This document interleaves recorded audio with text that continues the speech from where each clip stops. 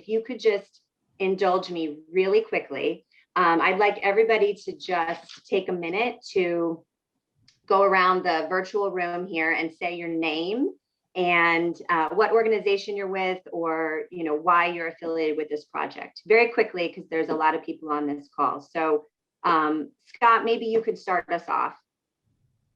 Sure. Hi, I'm Scott Marshall. I'm chairman of the READ Board of Directors. Yeah. Do it.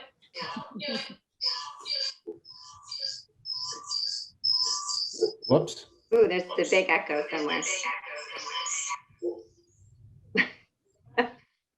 Kathy, can you introduce yourself?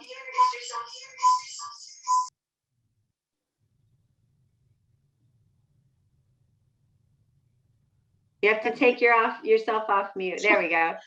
Kathy DiSavino. I'm just a mom. That's it. Huh. You're definitely not just a mom, Kathy. He's 18, so that's it. Great. We're glad you're here. Hey, Frank, we hear you talking and it doesn't look like you're on mute, but we can't hear you. There he goes. Something's happening. Huh? Now try to unmute one more time. He's on mute. Yep. Better we go. now? Yeah, there we go. Hi, Frank. Hi, how are you all? Frank Agassi, Columbia Bank, banker to Reed Academy. Thanks for joining us, Frank. Thank you. Francesca? Hi, everyone. My name is Francesca Saranero. I am the Director of Adult Services at Read Next. Hey, Mark, how about you? Hey everybody, Mark Dabrowski. My son Ethan hopefully will be attending in a few years, and I just wanted to get more information. I talked to Chantel quite a few times. They're really impressed with what you guys are doing, so I wanted to get more information and participate as much as I can. Thanks for joining us. Jill? Hi, my name is Jill Nattison. I am on the board of directors at Read. My screen suddenly changed and everybody got out of order, so now I can't keep track of that. How about you, Pete? I am Peter Ban, formerly known as Melissa Lee, parent of Finnegan, and grateful to be part of this group. Athena. Hi, Athena Nicholas. I'm a Read co-founder and parent of an adult, and he's making noise. Susie. I'm Susie Ahrens, and I'm a board member for Read. Ken. Ken Nicholas, and I'm a board member of Read Foundation.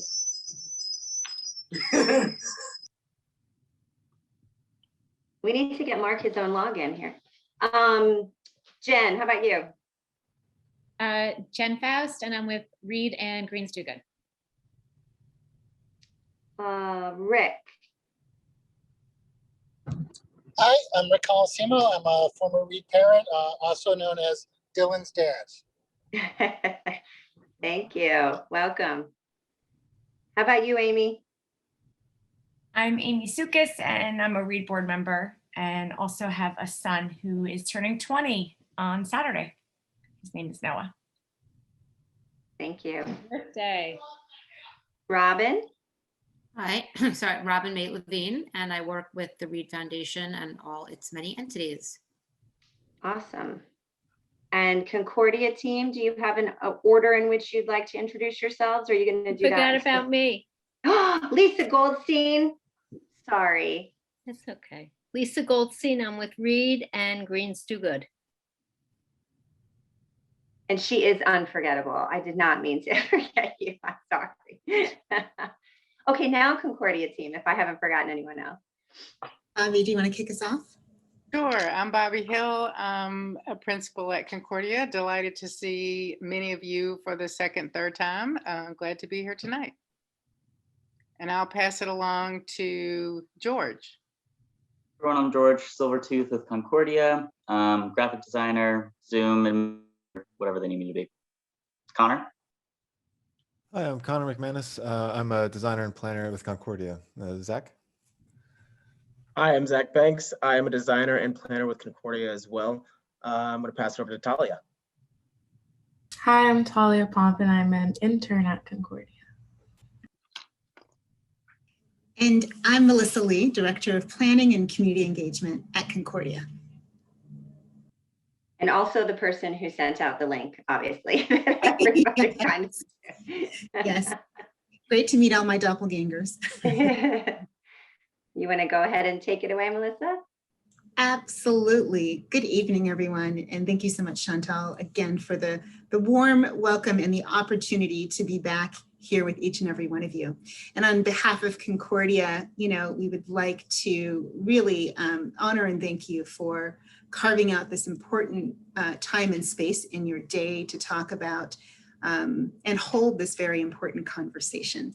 So I'm going to share my screen and I will start the PowerPoint. Here we go. And very quickly, you met our illustrious team. We are Concordia. We are planners and architects based out of New Orleans. And our name is our one-word mission. And it means harmony and agreement among people and things. And we work holistically and we partner collaboratively. With that said, today we are going to be talking about all things Reed Foundation. We are framing our conversation, pairing elements of imagination and vision to actionable next steps to advance this project. So we've carved out time to talk about where we've been and how we've gotten there. We will have some breakout rooms and some deep conversations that will really talk about the planning exercises that we've undergone to date. We'll have some live interactive polls to give you a little boost of energy at the end of our day, but more importantly, to take your temperature on your preferred best and highest uses for a site development, and then talk about next steps. How we'll come together in future months, how we plan to report out to you, and how we will be using the time we hear today and in previous engagements to really to build upon this work. And very quickly, this initial phase of engagement with the Reed Foundation really has been centered in co-design, right? There are 3 goals to that. We have been leading a transparent planning and engagement process that really envisions what does an inclusive housing development look like that supports individuals of all abilities. And at the conclusion of this engagement process, we're developing design options that really visually promotes the project and the project goals.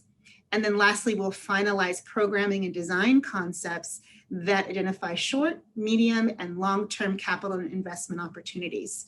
And so it's a pleasure, for us to really be a part of this. We bring decades and decades of experience designing adaptive community-centered buildings and programming that really builds community. So really without you, it's impossible, and without your input, it's impossible for us to get there. So thank you so very much. Now here's a little bit about where we've been. We established that the vision for the project is to craft an innovative, holistic approach to expand meaningful and inclusive housing. And this is really grounded by 4 organizational values tied to the mission of the Reed Foundation, right? The opportunity to learn where the development can promote a culture of inclusivity and provide vibrant, open spaces for anyone despite ability to gather and connect. The second value, live, the opportunity where the development can provide comfortable and convenient living, including thoughtfully designed interiors. Work, where the opportunities lie, right? That the site building can be linked to workforce development and community development. And fourth, thrive, right? Opportunities where the development can promote a vibrant living environment that houses activities to relax and recharge. So we kicked off this engagement with you back in February. 3 virtual meetings were held prior to this evening. And thus far, we have engaged nearly 60 community stakeholders in this conversation, and all of whom we asked to really think about the opportunities that I just outlined. And we heard you. And by the way, I would be remiss if I didn't mention that we've published written summaries of these meetings, including the raw data from your input. And these summaries sit with the Reed Foundation and are available to you at any time. With that said, here's an overview of what we've learned to date. Now, overwhelmingly, when we asked the community stakeholders what opportunities you imagine supporting a culture of inclusivity and connection, you prioritized such a thoughtful approach. And the images on this screen represent a montage of your priorities. You said vibrant open spaces to encourage individuals to gather and to connect.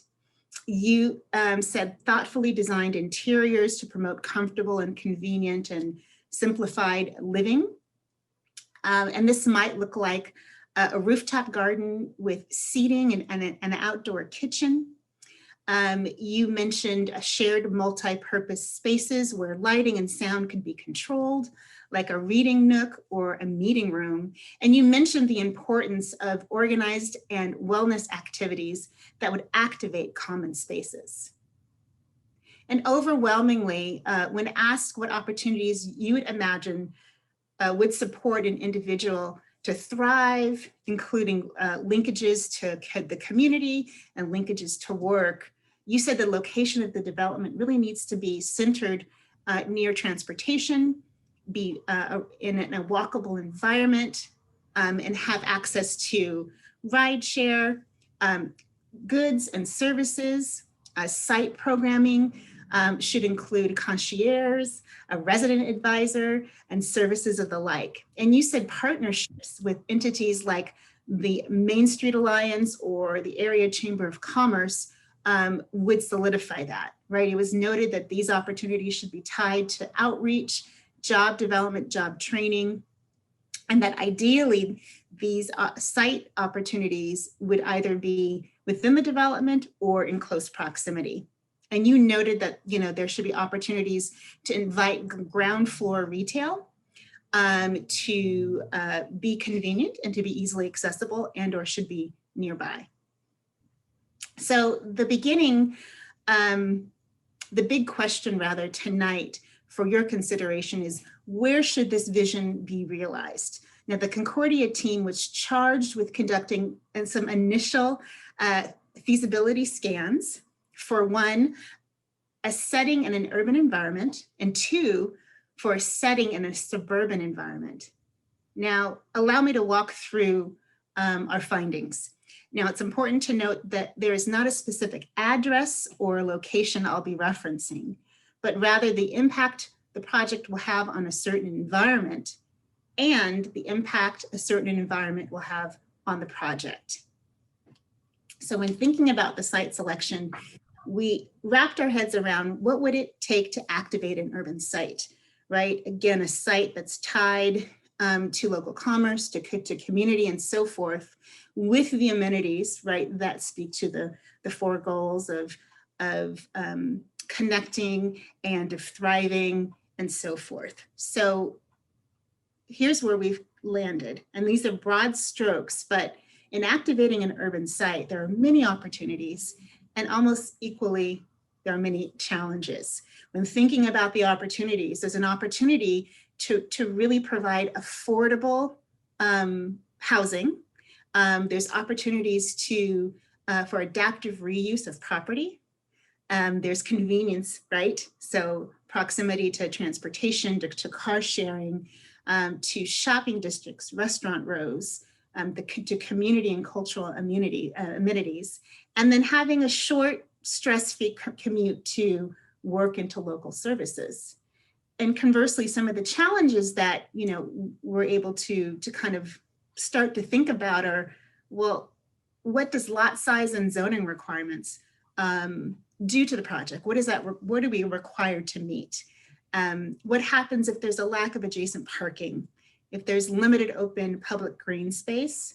If proximity, what does it mean to have close proximity to community adjacencies that might prevent walkability or ease and freedom of movement?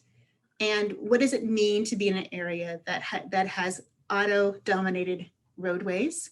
And then there's noise and light pollution. And then looking at activating a suburban site, we thought through, again, opportunities and challenges. And where we've just landed, again, broad strokes, there's an opportunity, right, for greater housing and parking density. There's more of a relaxed sense of living. There's pedestrian infrastructure, wider sidewalks, curb ramps, attractive streetscapes, convenient access to open and public green space, curated retail, curated resident amenities, right? With the greater square area for a housing density potentially. And some of the challenges are the value of real estate, right? That there may be a huge fluctuation in price. There might be remote adjacencies to centers of community and cultural amenities. There might be longer, more complicated commutes to work, commutes to wraparound services. There might be fewer public transit and car sharing options. And the distance from the shopping districts and restaurant row also might be further. So that's where we landed initially.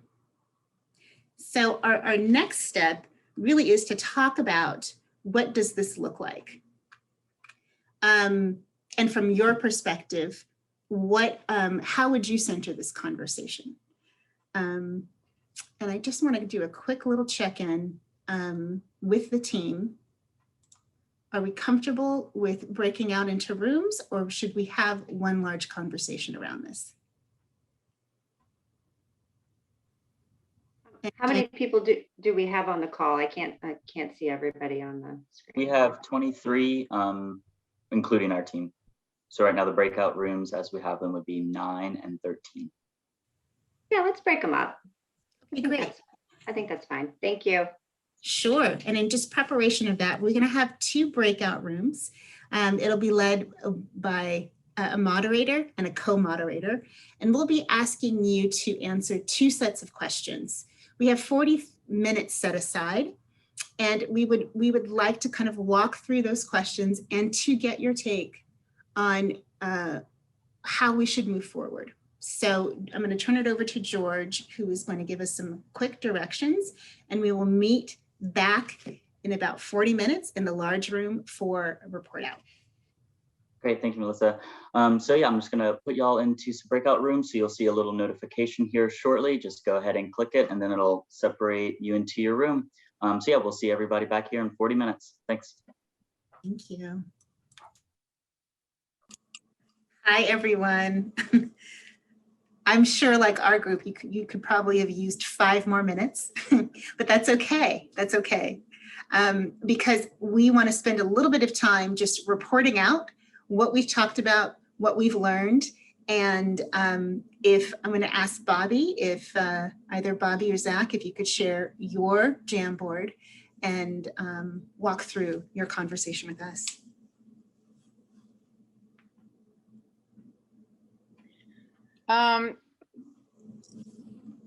Okay, for the urban site, we did, for actually both of the sites, we did get a little bit of clarity on some things that were missing or were not clarified quite enough.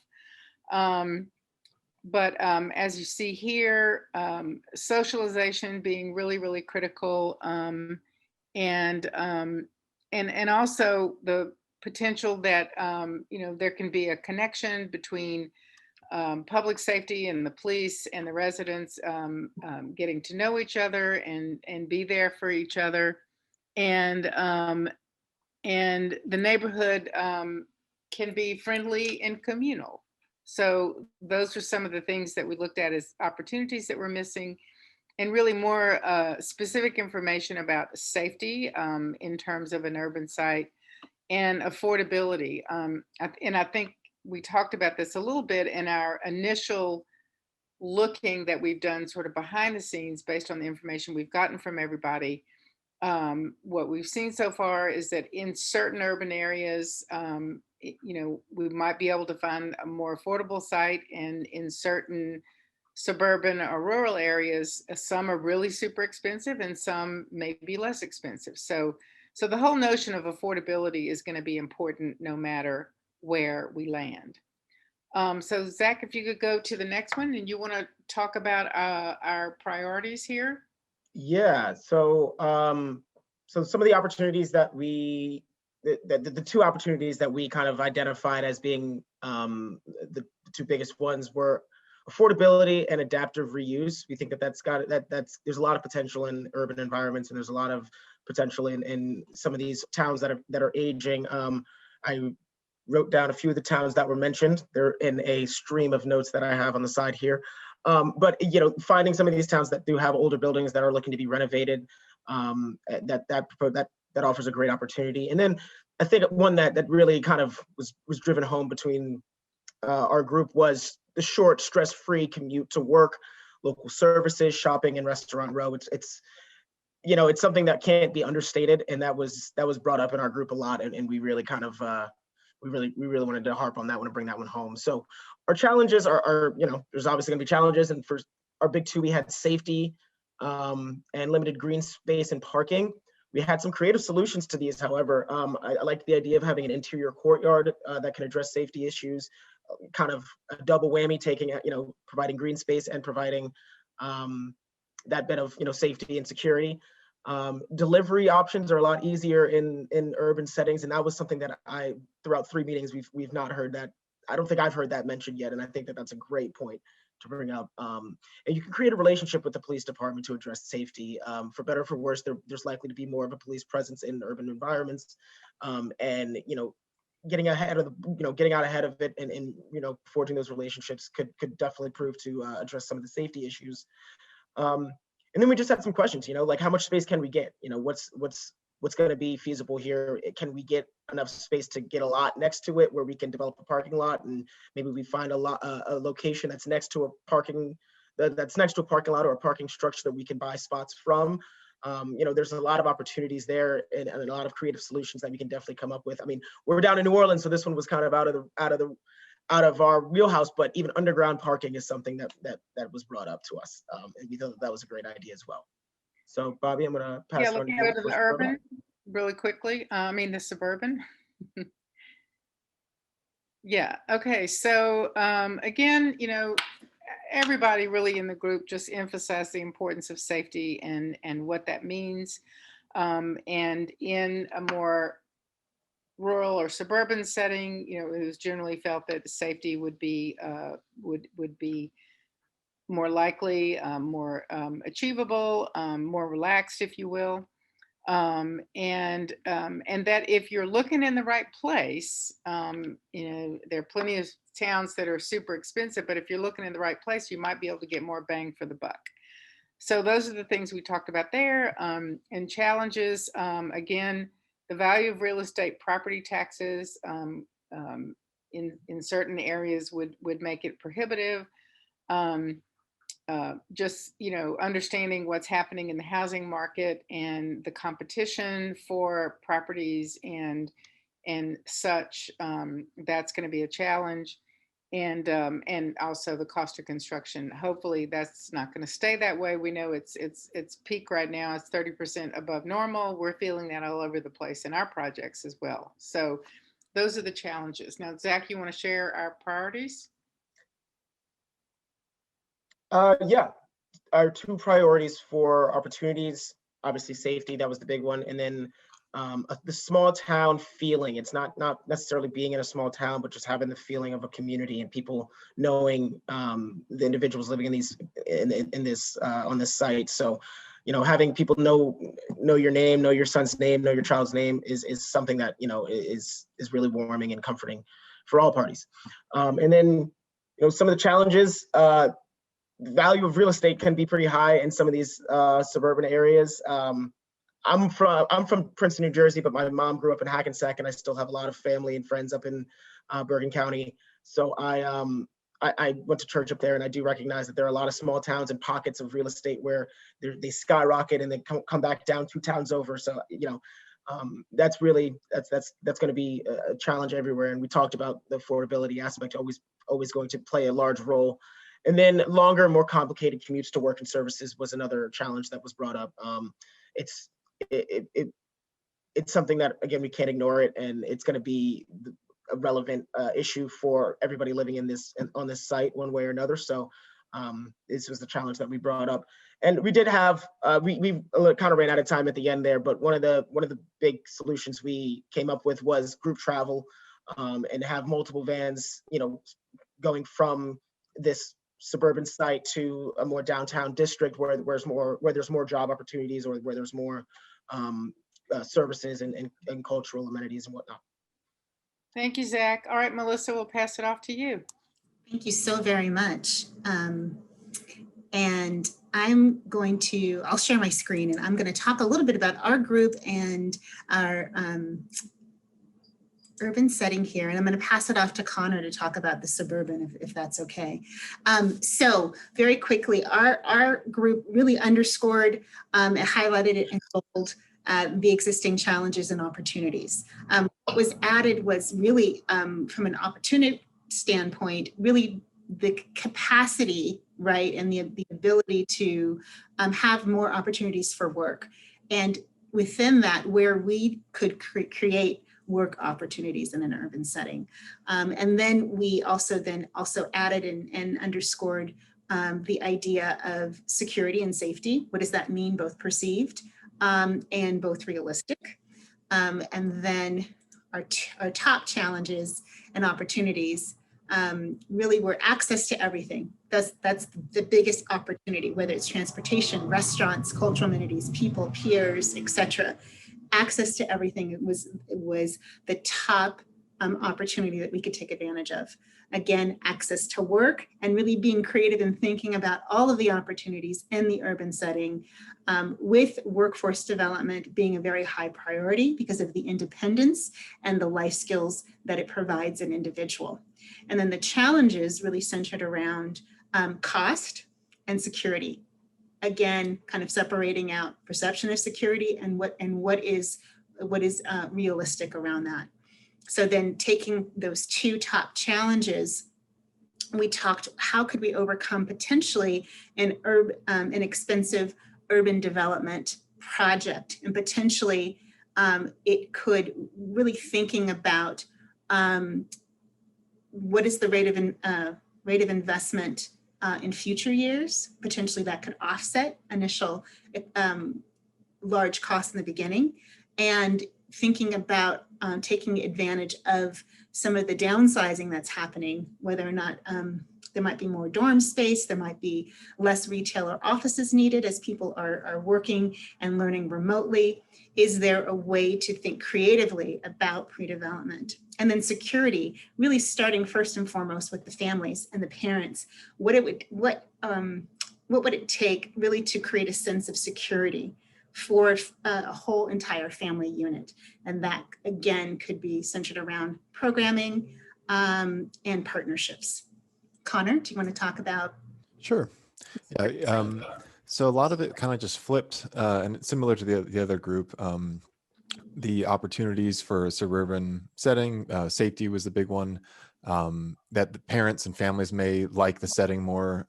It certainly has more green space. And then one conversation that we had was about whether a suburban setting, assuming that the cost will be less, at least per the area, would afford more opportunities for serving more people, and then also possibly being able to expand easier, and that sort of thing, as opposed to a more confined urban building.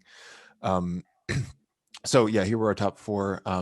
So serving more people, safety, and then the challenges, cost. But then we really talked a lot more about this kind of trifecta of like isolation, access, and transportation. And transportation kind of also blends into cost, of course, on Reed's side. And we were questioning whether the long-term cost of managing the transportation would actually might outweigh the any cost savings from being in a suburban area. We had some similar conversations here about what creative moves could be done to make a suburban site work better. One of them was to either make sure that the site within the site has activities and more things to do kind of built into the package, or being located close to that if there's a suburban area that may have a shopping district or something, having some access to activities, amenities, sense of community, although some things will just be hard to replicate. I think I mentioned some of these. And then, question, just again, looking at like, what are the opportunities given the post-COVID economy? Are there, one idea was like, if assisted living units are not being fully occupied, or college dorms, is there an opportunity to build relationships and sort of find units where they may be underutilized at this already? Yes, thank you so very much. So as you can see, well, first of all, thank you for your contributions. And as you can see from this brief report out, there's a lot of content that was captured today and a lot of content that the Reed Foundation can work with. We have about 5 minutes just to do one last iterative exercise to see what really piqued your interest. I'm going to share my screen here. Some of you know the drill. Some of you know what's going to happen. We would like to do an interactive poll and just to answer 3 simple questions. For those not familiar, this is Poll Everywhere. Let me just put it in presentation mode. If you can pull out your smartphone or your laptop, we would love to, again, walk through a series of questions using this interactive poll. Go to your text messages, and you want to open a new and blank message and type in Concordia 477 in the, I'm sorry, backward. Type into the 22333 to Concordia 477. It's on the screen here. You should receive a confirming text. And when you're ready, we would love to enter into the poll. So once again, pull out your phone, go to your text messages, go to a blank message, text Concordia 477, and in the recipient box, you're going to type 22333.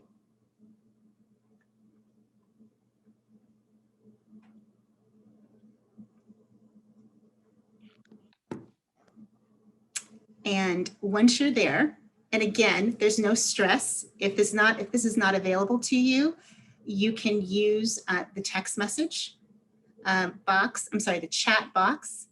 And we would love for you to let us know which type of site the Reed Foundation should access. Based on our conversation, looks like 80% of you said urban, 20 of you said suburban.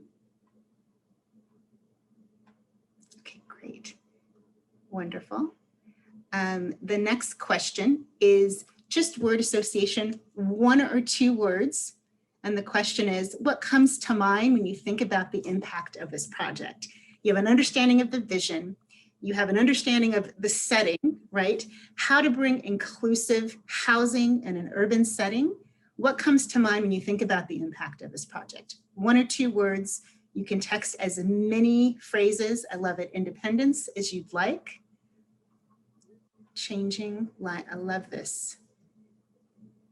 Urgent, inclusive. Beautiful, beautiful.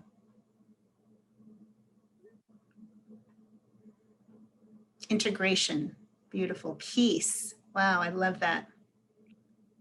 Connection, absolutely. Beautiful. Wow, this is becoming an amazing word cloud. Somebody type security, I love that. Success, absolutely. Living a normalize. I think that's beautiful. Beautiful, I love that. Wonderful. Okay, are we ready for our last question? Okay. How does the Reed Foundation position this project as a point of pride? I think this is a fairly easy question to answer. But when thinking about this vision coming to life, what is that as we call in New Orleans, what's the mojo? What's the special sauce? What makes this a point of pride in the community?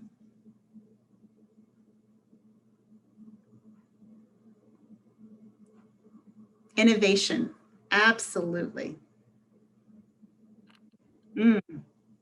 Beautiful. Nobody else is doing it.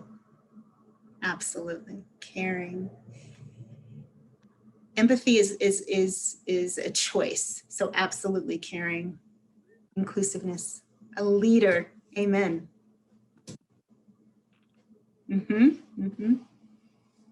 Lifetime of services. Absolutely.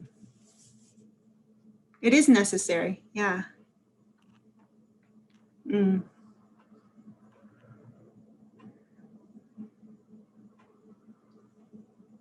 Incredible. Innovators of change. Yeah. Mission driven. Yes. Wonderful. Wonderful. I love it. Risk takers. Absolutely. Thank you all so very much. I just got goosebumps. Beautiful. Beautiful. Thank you. Thank you. Thank you. So really quickly, in the next 3 minutes, we just want to talk about next steps in the timeline. Again, to share with you, we have had a series of meetings really to help center us in the vision, the programming, the design, and we shared with you kind of where we've landed in draft form. The next step is to take all of this and create a set of final recommendations. It'll be a feasibility report to see what is possible, potentially how much this might cost, and where we see the areas of most opportunity. Bobby, did you want to talk a little bit about some of our next steps in the AARR?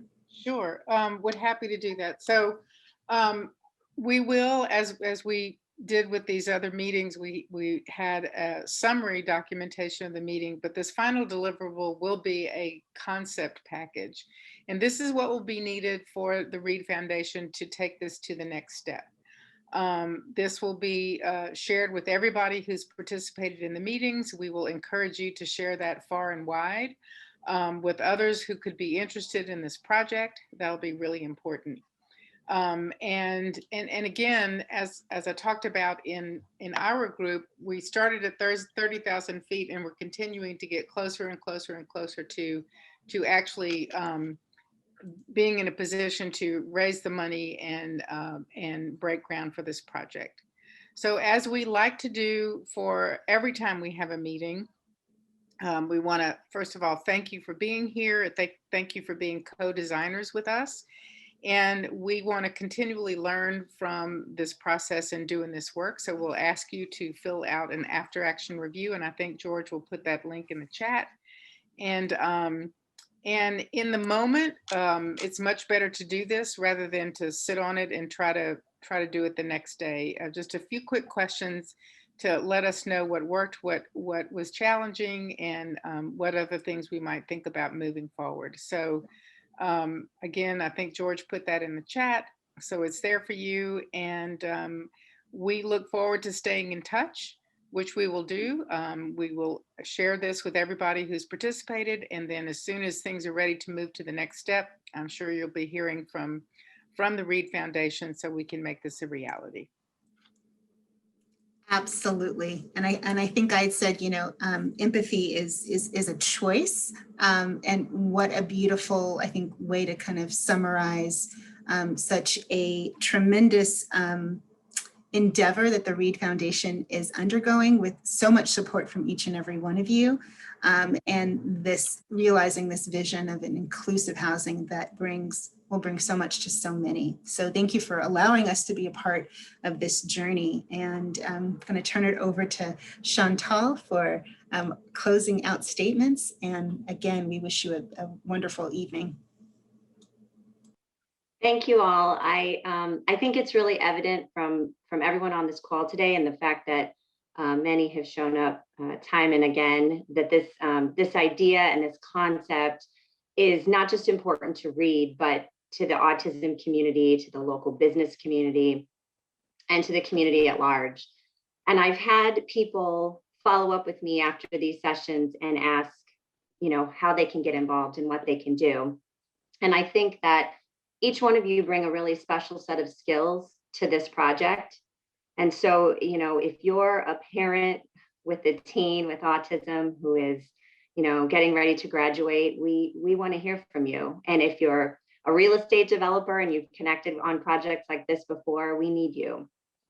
And if you know someone who you think could get really, really excited about this project and wants to support our efforts, we hope you'll connect us. So we have a lot of work to do with this group, and we're so very grateful for your investment of time. Once our friends at Concordia kind of consolidate these results, we will publish them for your viewing. But in the meantime, please keep this project top of mind, and don't hesitate to reach out to me or really anyone on our team if you have follow-up questions or ideas.